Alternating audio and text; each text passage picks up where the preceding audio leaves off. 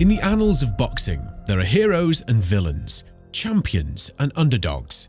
But sometimes there emerges a figure so controversial, so enshrouded in darkness, that their story becomes a chilling echo in the world of sports. James Butler Jr., once a promising boxer destined for titles, is now a name synonymous with infamy, tragedy, and a 29-year jail sentence. This is more than a story of boxing. It's a stark reminder of how quickly glory can turn to horror, how a fighter's fury can destroy lives both in and out of the ring. Born and raised in the heart of Harlem, Butler's early life was deeply rooted in the vibrant culture and tough streets that define the neighborhood. It was a place in the midst of a crisis, but it was also a place of great hope and resilience. This is where the story of James Butler Jr. begins. It was here, amid the concrete jungle, that Butler first laced up his gloves and stepped into the world of boxing. But what drove a young boy from Harlem to find solace and purpose in the disciplined and demanding world of boxing? Was it the allure of the ring, the escape from the harsh realities of his surroundings, or something deeper within him? Whichever it was, it worked. Butler didn't just enter the boxing world, he stormed into it. His early career was like a whirlwind, each fight a step closer to his dream. This wasn't merely about the art of boxing, it was a display of unbridled aggression, a relentless force that seemed to echo the turmoil of the streets that forged him. Each punch thrown by Butler wasn't just a bid for a victory, it was an aggressive declaration. This intensity, while thrilling in the ring, hinted at an underlying ferocity. Could this have been an early sign of the darker path that lay ahead? Butler's early days in the ring were marked by a series of emphatic victories. He didn't just win, he dominated. His style? Aggressive, confrontational. On the 29th of October 1999, Butler had earned his first opportunity. His previous 4 fights in the year, each of them resulting in a knockout victory, had pushed Butler up the rankings. A shot at the USBA super middleweight title was on the line, and it only took 7 rounds for James Butler Jr. to assert his dominance. In a display of sheer power and skill, he knocked out Bryant Brannan, claiming his first taste of championship gold. This victory wasn't just a win. It was a sign that Butler was ready for the grander stages of boxing. This readiness was put to the ultimate test in the pinnacle of Butler's early career, his title fight against Sven Ottke for the IBF super middleweight title in 2000. Although Butler didn't emerge victorious, losing by unanimous decision, the bout was a testament to his capabilities. It showcased his resilience and his ability to go the distance with some of the best in the business, fighting tooth and nail with champions and holding his own on the international stage. And again, one of the judges are giving 2 rounds against Sven Ottke, and I'd like to know which 2 rounds he lost. Maybe the first and last, who knows? But no doubt about it, Ottke, a unanimous points winner, retains his IBF title for the 11th straight time, and did it in style as well. As Butler prepared to face Richard the Alien Grant, a fighter who had decisioned him earlier in his career, the stage was set for more than just a rematch. It was a convergence of past and present, a test of not just skill, but of character. The stage was set for a showdown that was brewing with anticipation and intrigue. In one corner, James Butler, the former USBA super middleweight champion with an impressive record of 18-2 and an imposing 12 knockouts to his name. His journey to this point was marked by notable victories, like the ones over Gus Sosa and Bryant Brannan, where he clinched the USBA title. But his quest for the IBF championship had hit a snag in Germany, where he faced a decision loss to Sven Ottke, a bout marred by illness. Now ranked 8th by the IBF, Butler viewed his fight as a critical step to ascend the rankings, a chance to reclaim his trajectory towards boxing greatness. In the opposing corner stood Richard Grant, holding a record of 13-8. Despite experiencing knockouts in his career, Grant's recent win against Vitaly Kopytko had showcased a fighter's heart, a resilience that defined his style. Coming off a 9-month layoff and still carrying the memory of a bad cut from his last bout, Grant was more than ready to step back into the ring. The air in New York City was electric with anticipation for the charity bout in the name of the memory of the victims and families of 9/11. The Roseland Ballroom, a venue steeped in history, was about to host a fight that had become the talk of Friday night fights. Touch the gloves. Touch them up. Mike wants them both to touch it up. Forces them to. As the bell rang, expectations were sky high.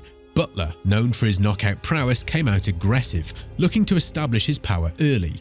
Grant, mindful of Butler's strength, opted for a more cautious approach, focusing on defense and evasion. Round 1 made it clear that an intriguing strategic battle was unfolding. Butler has power, but if there's a knock on him, he can be out-hustled. As feeling out as you can get in round 1. In the second round, Grant continued his calculated game plan. Utilizing his jab effectively, he managed to control the distance, even landing a left hand that momentarily unbalanced Butler. Oh, the left hand from Grant. And it staggered Butler a little bit. The pace was slow, with both fighters measuring each other, but Grant's speed and movement gave him a slight edge. Round 3 saw Grant's strategy start to frustrate Butler. Butler's attempts at power shots were predictable and easily dodged by Grant. The crowd's energy mirrored the subdued action in the ring. Grant appeared confident, yet the ever-present threat of Butler's power loomed over the fight. The fourth round highlighted Grant's defensive prowess. He continued to evade Butler's attempts at setting up power shots, leading Butler swinging wildly and ineffectively. Grant's skill in controlling the distance was becoming increasingly apparent as he maintained his lead. By round 5, Grant's strategy was visibly affecting Butler, with swelling development around Butler's left eye. Grant's jab was relentless, dictating the pace of the fight. Butler, growing more frustrated, struggled to find an opening for his renowned power shots. Round 6 only intensified Butler's frustration. His attempts to close the distance and land significant blows were continuously thwarted by Grant's disciplined use of the jab and evasion tactics. The swelling around Butler's eye worsened, signaling Grant's control of the bout. The 7th round saw Butler's desperation become more evident. Despite his wild swings, Grant remained composed, skillfully dodging any significant damage. The fight might have lacked explosive action, but Grant's disciplined approach kept him firmly in the lead. Look at Grant. I mean, he is just, you can see those punches coming from nowhere. I mean, you can see them coming from a mile away. In the 8th round, Butler tried to change the course of the fight. He managed to land a solid left hook, briefly suggesting a shift in momentum. But Grant quickly regained his composure, avoiding further damage and continuing to outbox Butler. A lot of low numbers.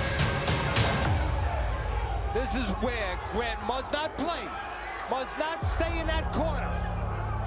Even if he makes Butler miss 1 or 2, if he stays in front. As the penultimate round unfolded, Grant's control over the fight was unmistakable. He adeptly avoided Butler's increasingly desperate attacks, sticking to his strategy of jabbing and moving. Butler's chances of a comeback were dwindling, with Grant's victory seeming more and more certain. This round. Here comes Butler, able to get the left hand going. And a right hand. And now Grant is in harm's way. Left hook started it. Knowing only a knockout could secure him a win, Butler entered the final round with renewed aggression. He managed to land a significant left hook, but Grant weathered the storm.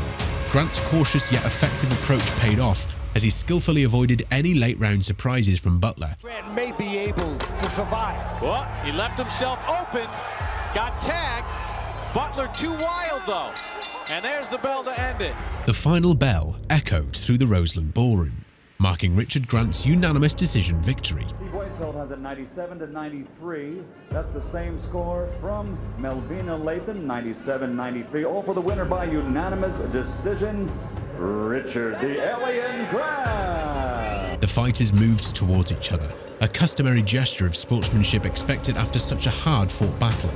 But what unfolded next was a moment that would forever mar the sport of boxing. Butler just ran across the ring. Butler just went over there and sucker punched and knocked out Grant. Never, that's assault. That is assault. He should be arrested on the spot. He should be arrested right on the spot. That is assault and battery. In an act that stunned everyone, James Butler, his gloves already removed, unleashed a bare-handed right hook to Grant's jaw. The punch was unexpected, brutal, and without any provocation. The arena, moments before buzzing with the energy of a concluded fight, fell into a horrified silence. Grant, injured and bleeding, was in visible shock, as were the spectators and officials who witnessed this unthinkable act.